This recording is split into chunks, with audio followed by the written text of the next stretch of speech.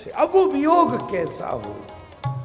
अजात पक्षम इव मातरं खगं स्तन्यो यथा वत्सतरक्षुधा प्रियं प्रियेव व्युषितं विशरणं मनोरविन्दाक्षदीक्षते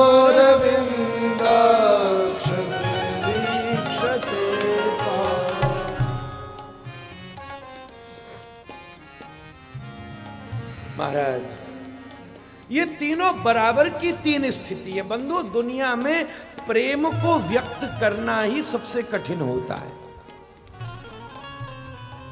आप कोई किसी से पूछे कि कितना प्रेम करते हो, अब क्या बताओगे? तुलना मात्र तुलना ही होती है, उसका कोई मेजरमेंट नहीं कर सकता। कोई कहे कि आप बताओ भाई आप हमसे कितना प्रेम करते हो।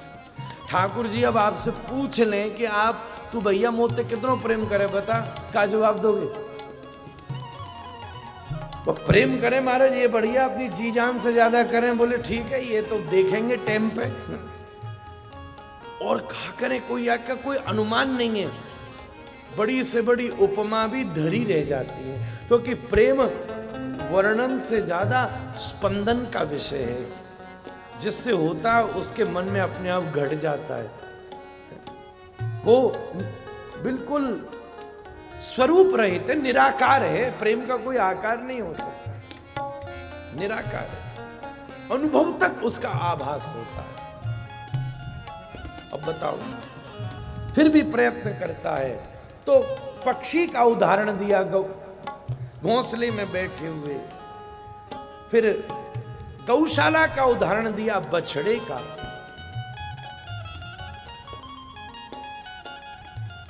अब जो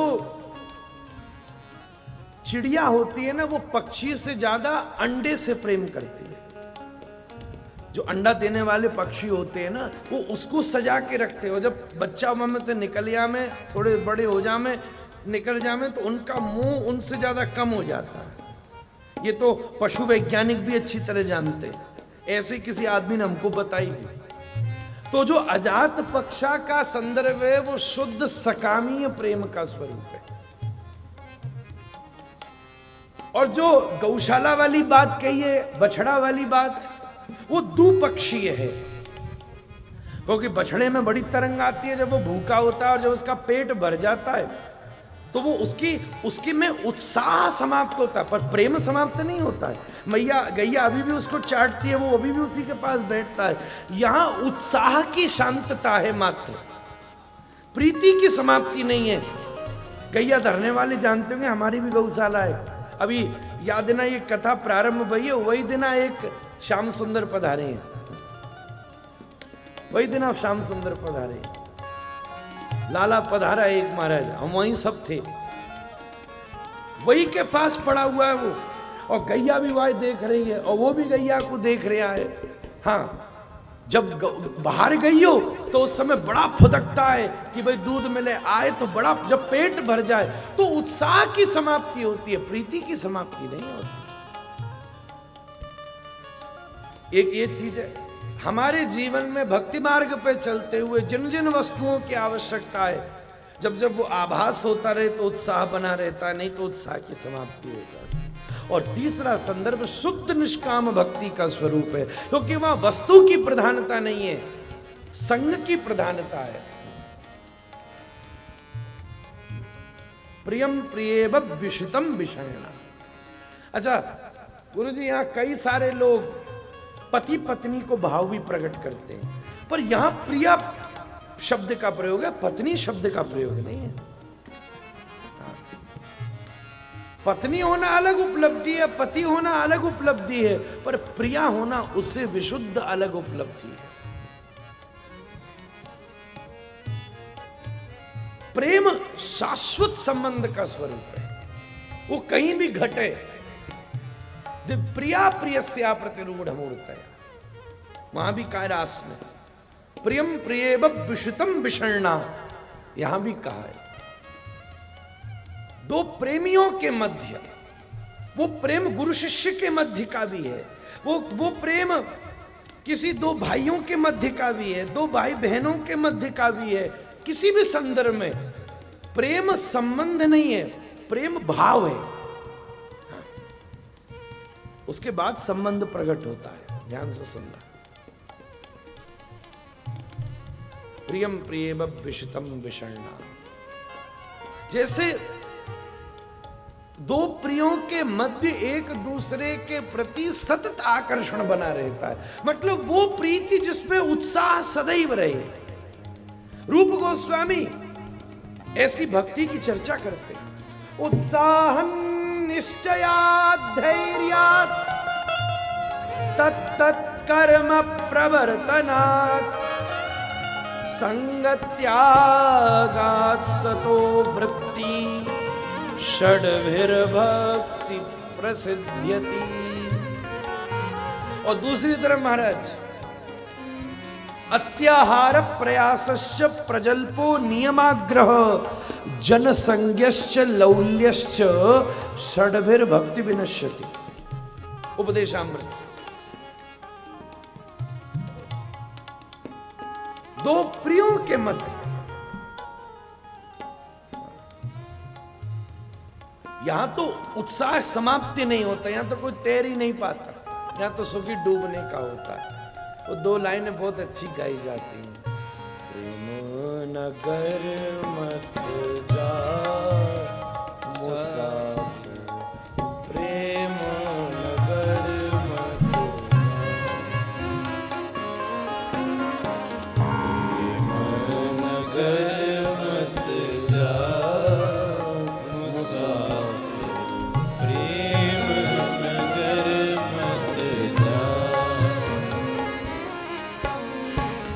प्रेम नगर की गहरी है नदियाँ, प्रेम नगर की गहरी है नदियाँ, लाखों लोग डूबा मुसाफिर, प्रेम नगर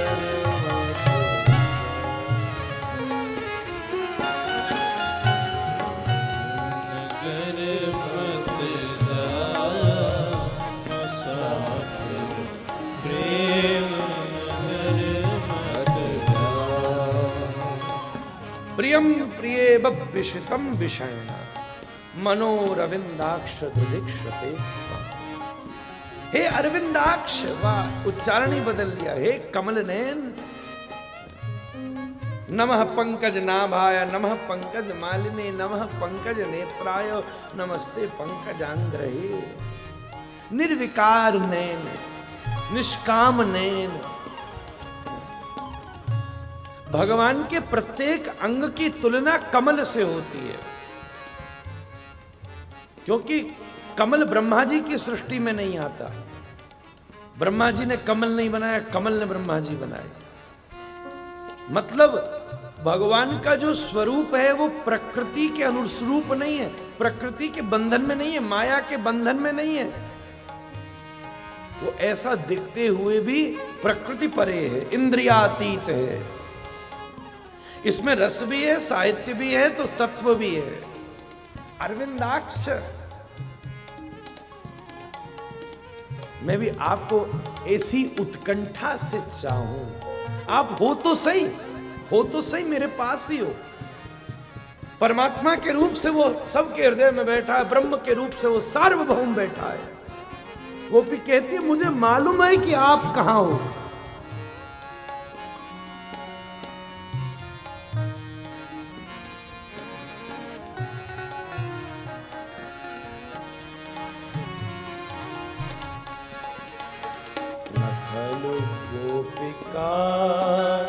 नंदनो भवान अखिल देविना अंतरात्मे विघ्न सारथि तो विश्व जो गए सकल देवा साथ एक तरफ कह रही है अंतरात्म दृक और दूसरी तरफ सखौ दे। आप हो गए परमात्मा, हमारे लिए तो यार हो, हमें तो वैसे ही चाहिए, अपने प्रिय हो वैसे। हर व्यक्ति की अपनी भावना है कि उसे ठाकुर जी कैसे मिले। एक विशेष ऐसी किसी मोड़ पर ऐसी खास बात हो, किसी गली में कहीं, सबकी अपनी कल्पना होती है।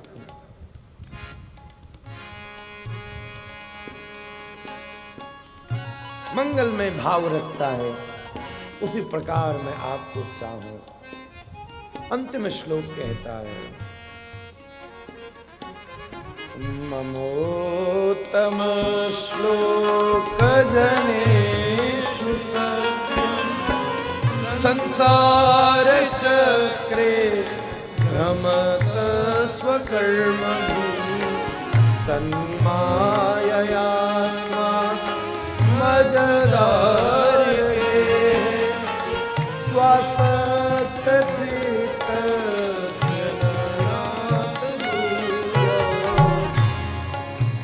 हे प्रभु, मैं अपने कर्म के अनुसार जो गति हो वो पाता रहूं। बस एक ख्याल आपको रखना है, जब भी जन्म लूं तो ऐसी व्यवस्था कर देना आपके प्रेमियों से घिरा रहूं, आपके लोगों से मेरी दोस्ती बनी रहे। बस कुकर भी बनना पड़े तो किसी वैष्णव के घर का जो प्रसादी तो खावे को मिले।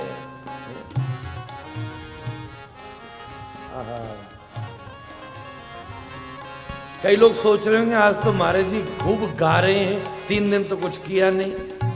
अरे आज हमारे नंदलाल आ रहे हैं, गाने कई दिन है।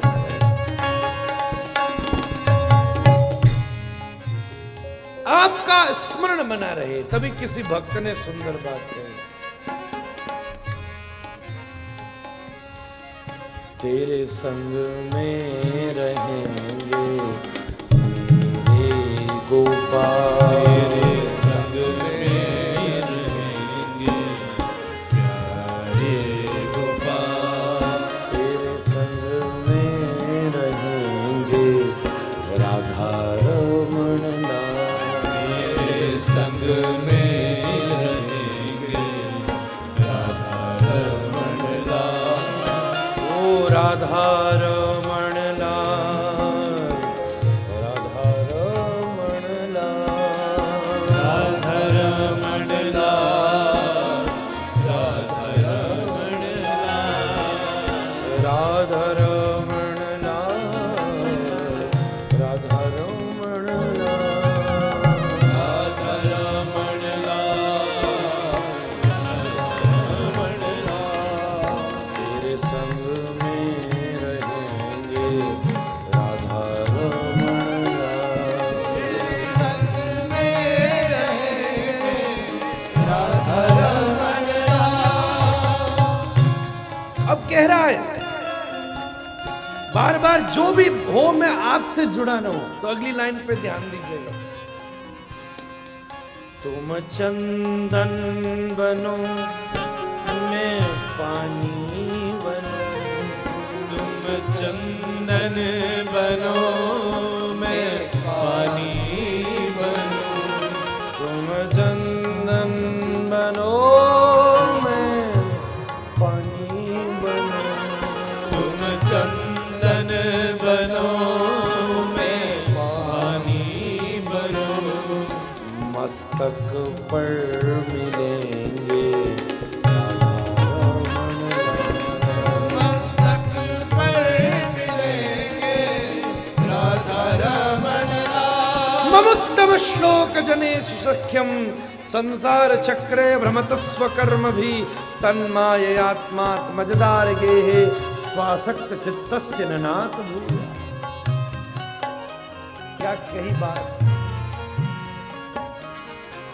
तुम मोती बनो मैं धागा बनूं, तुम मोती बनो मैं धागा बनूं, तुम मोती बनो मैं धागा बनूं, मोती बनो मैं धागा बनूं,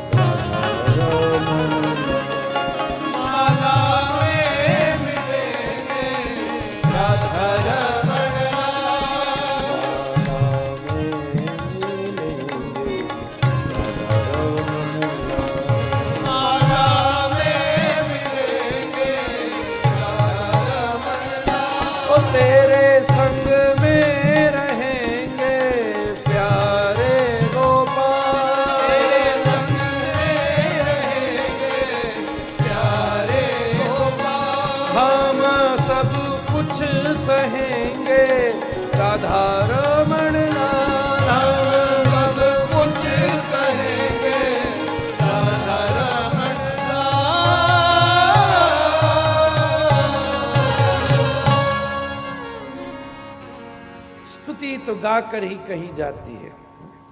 वृत्ताचार्य के चरणों में प्रणाम करते हैं। समय पूरा हो चुका है तो समास विधि से क्रमाणिका को पूर्ण करते हुए श्री ठाकुर जी का पलना प्रतीक्षा कर रहा है, उसका रस लें। महाराज, पलना और झूले में फर्क होता है। हाँ, जब दुनिया को पालने वाला छोटा होता है तो पलना में बैठता है। पालने का उल्टा शब्द है पलना। जो पाले वो जब पले, वही पलना है महाराज। और तो फिर गुरुजी जाना ज्यादा था।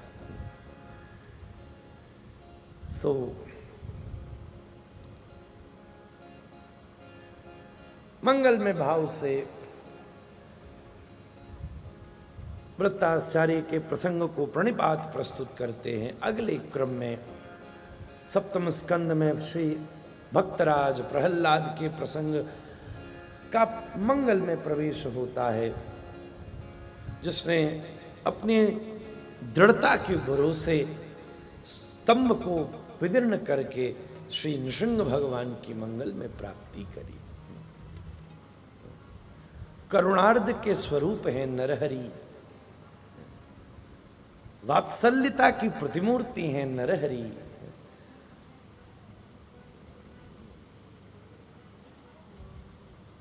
भगवान कहां से मिलते हैं? जहां आपकी दृढ़ प्रीति हो जाए, वो चाहे जिस वस्तु में हो।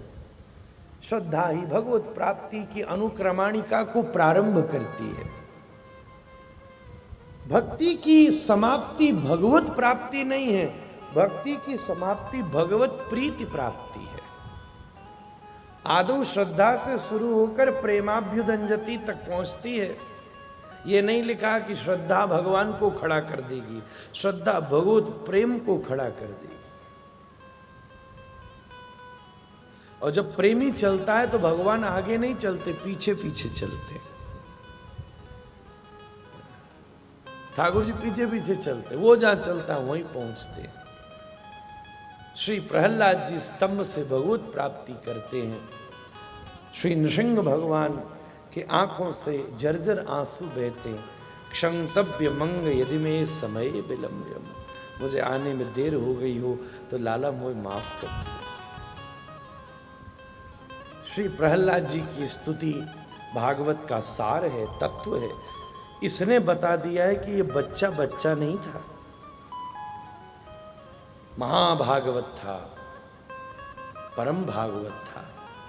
प्रहलाद जी खुद भागवत हैं। अष्टम स्कंद में मनवंतरों की कथा का वर्णन है।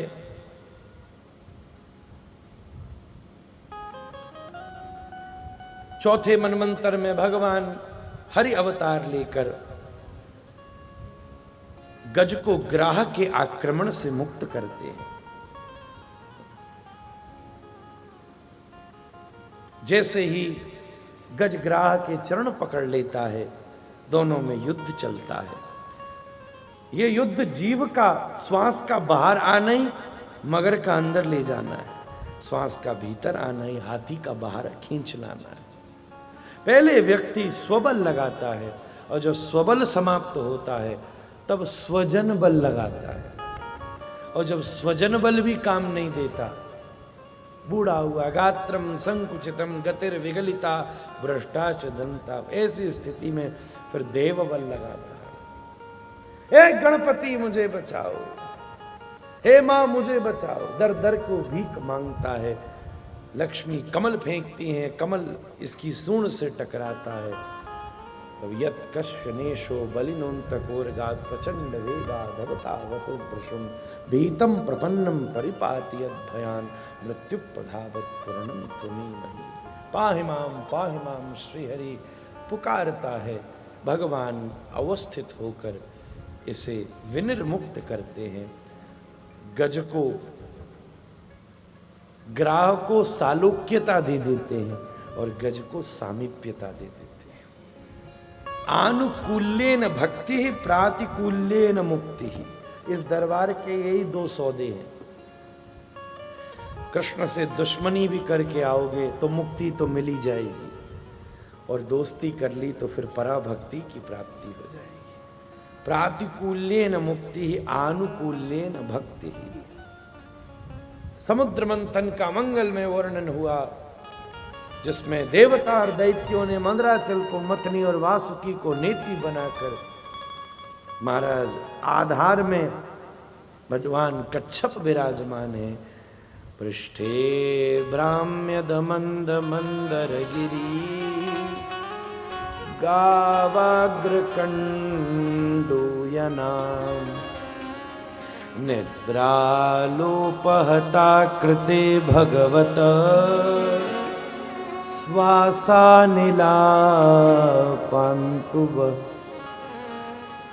यत्संस्कार कलानुवर्तन वशात् वेलानिवेनम्भसा याता यातमतन्द्रितं जलनिधे नाद्यापि विश्राम्यते।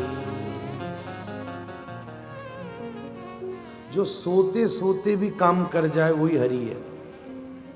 हम जागते जागते भी कुछ नहीं कर पाते। व्यक्ति जागृति में भी शयनावस्था में है। कच्छप सो गए तो समुद्र नाच रहा है। समुद्र की तरंगें ही कच्छपों की श्वास है। कहने का मतलब, सबसे पहले अपने जीवन में किसी कार्य को संपन्न करें, उसके प्रॉफिट्स और उसकी लॉस, उसकी उपलब्धि और उससे होने वाली हानि, इन दोनों को का विचार करें। पर आधार धर्म होना चाहिए, कच्छप होना चाहिए, ईश्वर होना चाहिए। फिर जब मंथन होगा कर्म का, और सीधी बात है, ये बात तो पक्की है, ऐसे काम में पहले जहर ही निकलेगा। कोई कार्य करने में दुविधा हो रही है और वो अगर धर्म का कार्य हो तो विचार कर लेना चाहिए कि तुम बिल्कुल ठीक रास्ते पर चल रहे हो। क्योंकि कलयुग का ये नियम है, जिंदाबाद मुर्दाबाद करनी हो तो 5000 आदमी इकट्ठा कर सकते हो, और नाम संकीर्तन निकालना हो तो घरों से खींच के लाना पड़ेगा।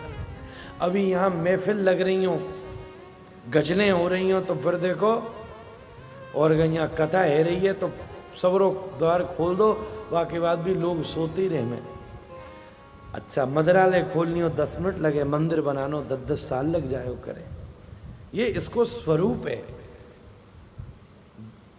तो महाराज लक्ष्मी कौस्तुभ पारिजात कसुरा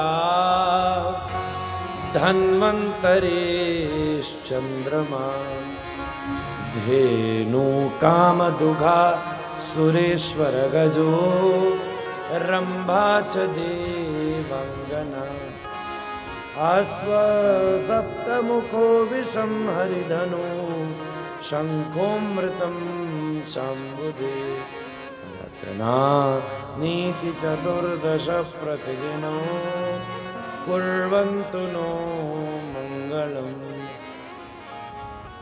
अच्छा, अब मजे की बात क्या है, अब रत्न शब्द का मतलब आज के समय ऑर्नामेंट्स हैं बस। रत्न मतलब स्टोन, पत्थर। रत्न मतलब ज्वेलरी, अंग्रेजी में कहूं तो आभूषण। पर भागवत जी ने तो इनको 14 रत्न कहे। वास्तव में जो समुद्र से निकले वो रत्न हैं। समुद्र से जो निकले, इस हिसाब से विष भी रत्न है। हम तो ये सोचते बढ़िया बढ़िया चीज ही, जहर भी रत्न है भाई, विष भी रत्न है। श्री मीरा जी तो उसे रत्न की तरह स्वीकार कर लेती, और पहला रत्न ही वही निकला। बताओ, उस रत्न को ही भोलेनाथ ने स्वीकार किया, न मुंह में रखा और न पेट में लिया, कंठ में धारण कर लिया। कहने का मतलब गुस्से को न भीतर ले जाओ न मुंह में रखो, डाइजेस्ट कर लीजिए इसको। तो नीलकंठ के रूप में शिव विद्यमान है महाराज। लक्ष्मी जी आई और सब वर्णन हुआ। घोड़ा निकला, बलि बोला मैं लूंगा, इंद्र बोला मैं लूंगा। ठाकुर जी ने कही त्यागात शांति निरंतरम। चल ठीक है, बल इंद्र बोले ले जाओ, चलो आप ले जाओ। अब थोड़ी देर में ऐरावत हाथी निकला। अब इंद्र खुश, बलि सोच रहा यार घोड़ो छोड़ दे तो हाथी मर जाता। जो अपनी चलाता है वो ठाकुर जी की चलने ही नहीं देता। जो अपनी नहीं चलाता उसी के पास अवकाश होता है कि कभी कभी उसके जीवन में गोविंद अपनी चला लेते हैं। लक्ष्मी जी आई। अब लक्ष्मी जी ते कौन न ब्याह करना चाहे। आज तो नारद जी ने भी बीणा कोने में धर दी। हम इसको देखें भाई, इनसे ब्याह करें। पर श्री लक्ष्मी जी ने तो नारायण के ही कंठ में माल्यार्पण किया। नारायण और लक्ष्मी का जोड़ा है महाराज। मंगलमय भाव से धन्वंतरी अमृत कलश लेकर आए। समय बहुत कम है, मीमांसा तो बहुत करने की इच्छा हो रही है, पर फिर कैसे उत्सव होगा ठाकुर जी के आगमन का। महाराज धन्वंतरी के अमृत कलश का दैत्यों ने अपहरण कर लिया, असुरों ने अपहरण कर लिया। भगवान ने मोहिनी अवतार धारण किया। असत विषय मंगरिम भावगम्यम सुपत्न्या। महाराज ऐसा आकर्षणीय वेश, सबकी खोपड़ी घूम गई। अब बताओ, उडराज मुखी मृगराज कटी गजराज विराजित मंद गति। यदि सा ललना हृदयांगी मितक को जपो को तपो को सोमादि विधि। दैत्य बोले सुन सुंदरी, हमको लेके बड़ा अमृत को लेके विवाद हो रहा है, आप बांट दो। बोले आप मुझ पर विश्वास कर रहे हो? आप अपरिचित पर कैसे विश्वास कर रहे हो? नखी नाम, श्रृंगी नाम, शस्त्रपाणी नाम, जिसके बड़े बड़े दांत हों, जिसके बड़े बड़े नाखून हों, जिसके बड़े बड़े सींग हो, जो अपने पास शस्त्र रखता हो। विश्वासो नैव कर्तव्यो स्त्रीषु राजकुलेषु च। और तुम मुझ पे विश्वास कर रहे हो? भगवान ने तो समझाया उन्हें नहीं, पर ये काम में अंधे थे। काम का अंधापन गिराता है और प्रेम का अंधापन उठाता है। काम और प्रेम के अंधेपन में फर्क क्या है पता है? काम के अंधेपन में दूसरा आंखों पे पट्टी बांधता है और प्रेम में तुम खुद आंख बंद कर लेते हो। यही भेद है बस। खैर फिर समय लग जाएगा। महाराज मोहिनी ने बांटना शुरू किया। अब एक असुर को बड़ा संदेह हुआ, वो जाके बैठ गया सूर्य चंद्रमा के बीच में। अब मूर्ख था, शुक्र शनिचर के बीच में बैठता तो गुरुजी एडजस्टमेंट भी हो जाता कुछ। अब दो हेलोजन की खोपड़िया पर ही जले, यानी जैसो ही अमृत पियो सब चौंक गए। और भाई ये तो कोई अलग ही मामला है। खानो पीनो, कई लोग ऐसो भोजन करते हैं कि उनका कुर्ता ही बता देता है कि आज भोजन में बनो क्या था। एकदम भगवान ने मस्तकोच्छेदन किया। देवासुर संग्राम में बलि की मृत्यु हुई। शुक्राचार्य जी ने संजीवनी विद्या से पुनः जीवन दान किया। स्वर्ग पर आधिपत्य हुआ। अदिति ने पयोव्रत का पालन किया। बोल वामन भगवान की